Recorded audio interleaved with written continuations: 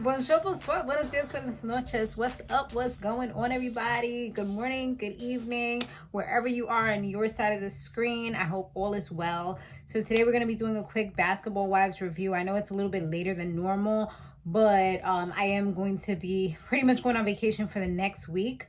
So baddies, I'm most likely not going to have it for this Sunday. I'll have it for the following Sunday. I know they're supposed to be doing some type of thing where Natalie and what you call it is going to be fighting or whatever. Well, that's pay-per-view anyway, so I wasn't going to be watching that one. So yeah.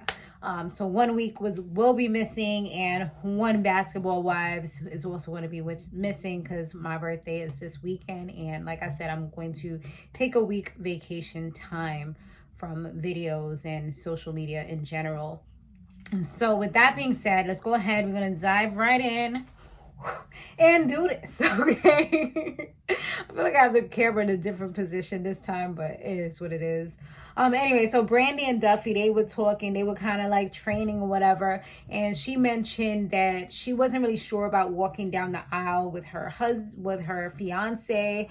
They've been engaged for a long time, but she's more so having the commitment issues, which is pretty interesting because a lot of times we usually see the guy is the one that's hesitant because of whatever reason. But I guess with this situation, she has a good man that's actually there for her, wants to be there for her, but she's the one, due to her past relationship trauma, I should say, I said trauma, that is having issues with moving forward. It's kind of like it's holding her back because she's scared of kind of failing again. You know, she's scared of it not working out. But it's like a lot of times what is the problem is the fear is holding us back from being great, from doing, you're doing everything as though you're married anyway. So it's like the only difference is, I guess, the fact that it will be a legal binding contract and document, that will be behind it. So obviously that makes things a little more complicated with assets and things like that. But I mean, they can always put a prenup in place as well. And, of course, seeing her good friend Brooke having issues as well in her relationship, it's not really helping her too much. It's actually pulling her back a little bit more, like, damn, they just got married, And she seemed like she was so happy and in this sweet bliss. So it's like, sometimes you never know. I mean, that's why, for me personally, I don't cover other people's relationships. I don't be like, oh my God, I wish I had that, because you don't know what each person is doing. You don't know what's happening behind closed doors. You don't know if they fight, if they argue, if they're toxic. All you see is what's being shown either on social media and pictures or videos or reels or whatever. So, you just got to kind of think about that. Same thing with celebrities and things like that. Anyway, so now Brooke, she meets with her father, and he tells her just to like really think about her decision, and don't make any like rash decisions or anything like that. And she actually just so happens to be a love child of her mother and her father. So her father was married to somebody else when she came about. So it's like, I guess that's kind of why he was saying like infidelity is not the end all be all in every situation. I mean, luckily for her, her situation wasn't that bad, but this is part of a generational curse, It's like a pattern almost, and it's time to break the cycle and do better and, not accept certain things. Just because she saw it with her mom doesn't mean that she should accept it for herself, and this is 2023, like, make your boundaries and set to it. So he was saying, don't throw it away so easily if he's willing to do all these things and work on it. But she was still contemplating everything. And I feel like he's kind of tainted in his decision because, like I said, like a lot of fathers would say, you know what, you got to do what's best for you. Don't settle, da-da-da-da. But because he's been in that position, I think that's why perhaps he's more so open. Like I can say like things like, I've been in different positions, but I'm still going to tell you to do the right thing, do what you feel is necessary for you, because I can't tell you to do something and this is the end all be all. Like you have to do what you feel is right for you. Because I can tell you to leave somebody and you may feel like, like I really love this person. I feel like we could work it out. We can go to counseling and this and that. okay, like, do you then? I'm telling you, I don't see it's good, but you going to do what you want to do at the end of the day. Now, Duffy meets with Jackie, and Jackie tells her about the whole stuff with British, saying that she butts in all the time. And she said, the only conversation she's ever had was with Angel, and it kind of did come up, And she also tells her about the whole bored thing, how British said that she's probably bored. And, of course she was offended by that. So Jackie, she's just pissed about everything and just wants another Ponderosa like she did back 5 years ago. And she wants everyone to just kind of let out whatever is bothering them. British and Jennifer, they have a drink and talk and just kind of discuss Malaysia and how Malaysia had hung up the phone on her. And Jennifer, she's transforming. I mean, she's her throat chakra is open because she is saying what she got to say, and she is not let anybody say anything different. You know what I mean? So she's making sure that she says what it is that she got to say. So with her, she just kind of was like, you know what? Malaysia, she's not doing well. Her house foreclosed. Like, she putting all of this girl's bones out there, like taking them out the closet, like, look at Malaysia's bones, boo. You know what I'm saying? Like, she does not care. So that's with that. Now, and she said she's about to, like, just, blast her.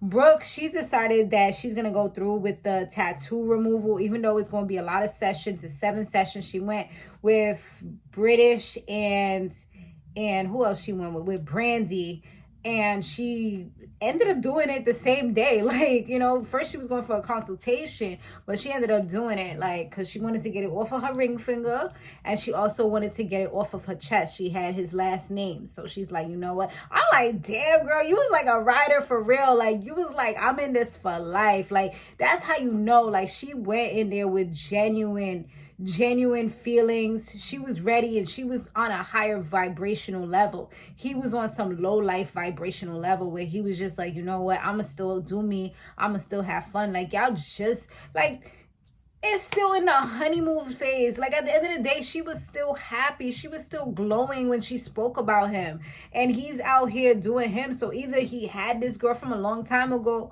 or something, it's just crazy.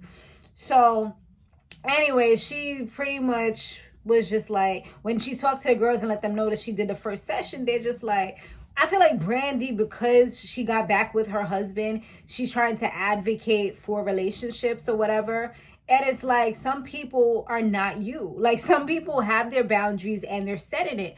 And that's pretty much what it is. She's like, oh, but like, you didn't even think about this. She feels like she's doing it impulsive. She's like, no, I thought about it. Like, she knows what she's doing. She's fully coherent. She's not intoxicated or anything else. And she's ready to move forward and start removing the layers. Like, this is part of her healing process and her journey. And she's like, but what if he sees you? She's like, he didn't care about my feelings when he was doing what he was doing, which is exactly right. At the end of the day, it was just like, FUB, like, I'm going to enjoy myself. I'm going to have fun, and I'm going to be self-centered and selfish. And he did what he did. So it's like, all right.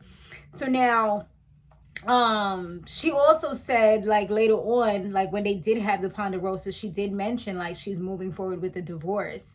So she eventually, even though she was still contemplating it at that time, she ended up making up her mind and knowing that that's what she wanted. And she was like, people have their boundaries, and her boundary is cheating. And if that's your boundary, and you kind of like, this is the thing, like, if you make a boundary and the person pokes at your boundary and just kind of just walks all over it, and then you say, you know what, I'm going to give you another chance, they're going to continue to do it because they know that you'll never walk away. And now you're looked at as a doormat where they can just, you're down there. You know what I'm saying? Like, they're stepping all over you. So at least, you got to say what you mean and mean what you say. And if you don't kind of go by your word, then you kind of like fall for anything. You know what I'm saying? So you really have to like set things and go by it. Otherwise, you can't be looked at as a joke. And that's not saying that's in every situation, but it is in a lot, where a lot of people will try you and test you. And if you just be like, you know what, like, let's keep doing this, it's going to be a back and forth same cycle, because now they're just going to get smarter at what they're doing a lot of times. Not always. Sometimes they will be like, you know what, I don't want to throw away my whole entire family. and they'll change, but in 90% of the time, you know, you have that small 10%, but the 90% of the time, it's like it becomes a cycle or a pattern that never ends.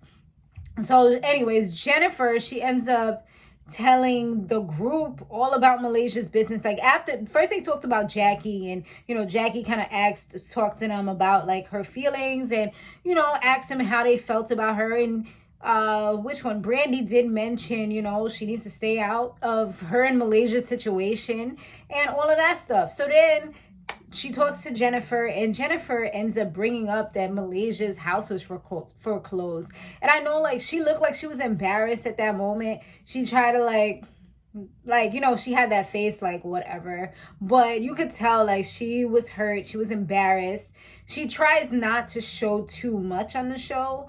She tries to give a little, you know, be around the ladies, get her check, but like give the bare minimum, while a lot of them are actually pouring out their souls, you know. And of course, other people don't like that. I watched like House of Potomac, and the same thing was happening with some of the cast members, where they're like, okay, you're not really giving us anything, but we're pouring out everything. You know, you're being so concealed on a reality show that's supposed to be real, you know. So that's kind of what she does here. So yeah, she definitely looked like she was annoyed, embarrassed, and she was put on the spot as well. And she was just like, you know what, I'm dead. Like, go ahead. Like, you know what, just kind of like, one thing that she did say was she kind of likes to, when she's going through something, go through it, lick her wounds, and then come back. Like, but the thing about these shows and just people in general and how you rise up a lot of times when you're in the spotlight is people want to see when you fall, not so they can necessarily laugh at you, but because it's relatable. They're able to see like, wow, like she came from the bottom, you know, like now she's here. They want to see that triumphant story, you know, not just, oh, I'm Beverly Hills and I have Louis Vuitton and Birkins and, you know, I'm making all this money. Like, they want to see everything, you know, your rise and your fall, and when you come back up again and how you did it. So that's my thoughts on that. Let me know what y'all thought about this episode down below. Thanks so much for watching, and I'll see you guys on the next one. And Pisces, it's our time to shine. All right, guys, later.